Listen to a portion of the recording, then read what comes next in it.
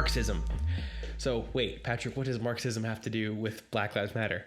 So glad you asked. Let me tell you what it means, and then I'll explain how it applies to Black Lives Matter. So simply put, Marxism is a social, political, and economic theory originated by Karl Marx, which focuses on the struggle between what he called capitalists, right? So the people in charge of the capitalists, the ones who own the capital, and the working class. So basically, he thought that power relationships between capitalists and workers were inherently exploitative and would inevitably create class conflict.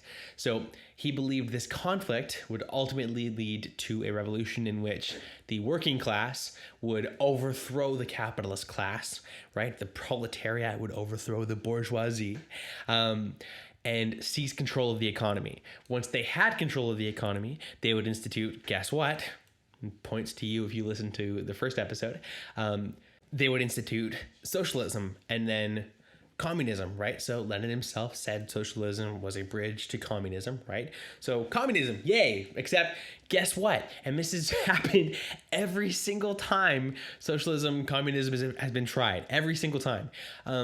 It's not practical for groups of millions of people to govern themselves collectively, right? That's why we have democratic representative republics, and they're awesome, right? Sure, they have their flaws, but they're way better than the alternative, because you always need a group of people to govern a nation, right? And if that means of governance is not established well with checks and balances, right? Means of stopping humanity's natural inclination towards tyranny, guess what?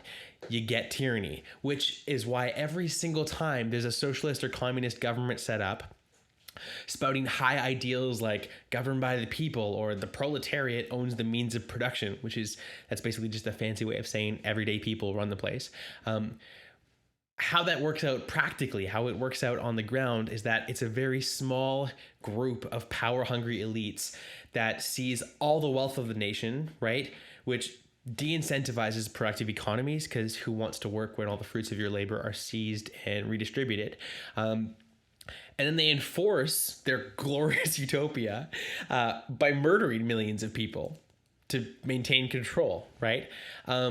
So, I mean, you can look it up. The Soviet Union, China, North Korea, Cuba, Venezuela, anywhere this gets tried, whether it lives up to, people say, oh, true socialism hasn't been tried. So anywhere this gets tried, whether it lives up to Karl Marx's ultimate communist ideal or not, which it never will, or whether those countries are incredibly wealthy in resources, right? And they should be able to support a socialized economy. Well, for example, Venezuela, which by the end of 2020 is slated to have over a 50% unemployment rate, and inflation recently hit 10 million % in Venezuela, which means that your month's salary won't even buy you a gallon of milk.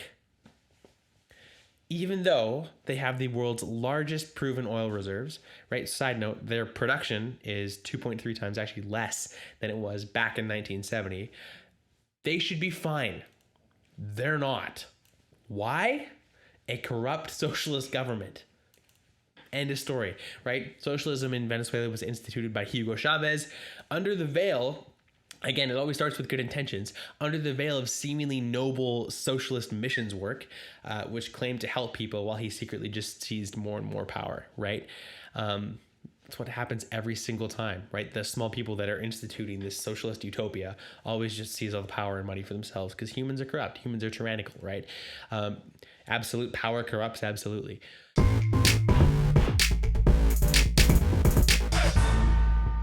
Thank you so much, everybody, for listening to this week's Hemlock Podcast. Don't forget to subscribe and share it with your friends and family. Tell them to subscribe, because if you loved it, then they're going to love it too, obviously.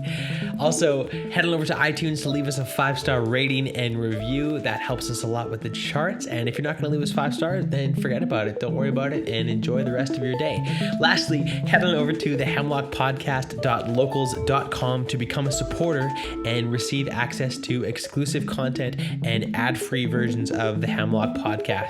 Love you so much for listening. Let's continue to ride out this increasingly insane world with irreverence and joy. This is your host, Patrick Joliker, and much love, y'all. Peace.